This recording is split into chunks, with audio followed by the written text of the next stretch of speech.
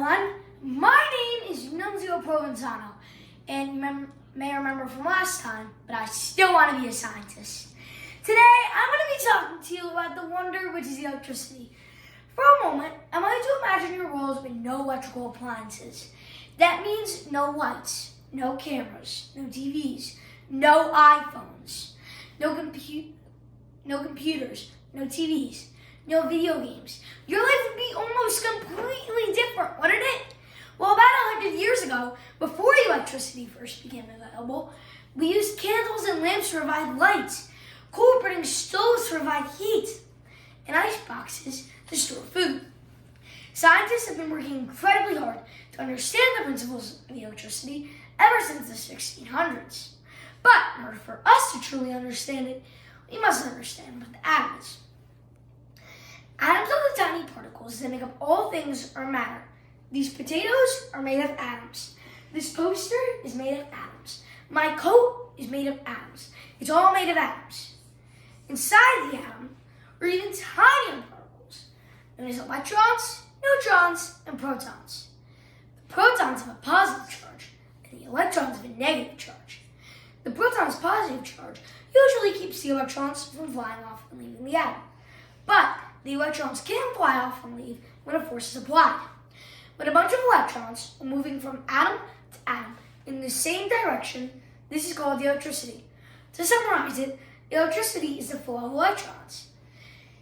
Now, there are many kinds of electricity. Today we're going to be worrying about 3 kinds: static electricity, current electricity, and hydroelectric power or electricity. But before I can get into that, we must talk about safety, because electricity can be very dangerous. But if there's something you don't understand, you can always ask me or your parents. Now that's out of the way, let's get started. My first experiment will be an example of static electricity. Now I'm going to take this balloon and rub it on my shirt. While I'm doing that, I'm going to explain what's going on. The electrons in my shirt are getting converted into the balloon, making my balloon negatively charged. Now I'm going to put this balloon near some positively charged paper. Now I'm going to need you to watch incredibly closely. Whoa! Do you see that? It's attracting. This is because with static electricity, opposite charges attract. My next experiment will be an example of hydroelectric power. But before we can get into that, you guys need to know exactly how a hydroelectric dam works. A hydroelectric dam works by water rushing into the dam. That water then turning enormous wheels that drive a generator that can produce electricity for thousands and thousands of people. Now, I'm going to need my assistant. Can you please hold that for me by the top of the string? I got you. Now,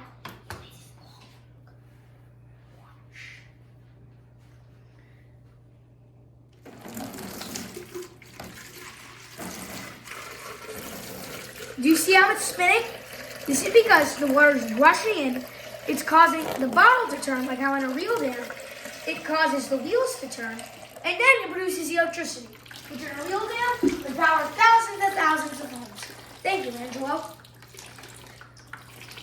Now, my final, and in my opinion best experiment, will be an example of current electricity. Now, as you can see, I have 4 potatoes. Now, you may be wondering, why do I have potatoes? Because believe it or not, you can power an LED light or a light bulb with potatoes. So, here's what I did. I took 4 potatoes and put a copper plate and a zinc plate in each. The zinc plates are the silverish colored ones. They're these. And the copper plates are the goldish colored ones. They're these. Now, all of these plates are connected by copper wires, specifically a zinc connected to a copper. Now, watch what happens when I connect these 2 loose ends to LED. Do you see that? It's lighting up. This is because there was a chemical reaction in between the different metals and the potato juices. So, voila! There was lights. And then it created just enough voltage to power the LED. Thank you for listening to my presentation. And thank you for learning about electricity. I hope you learned something new today. And remember, never let your light bulb stop shining bright. Thank you.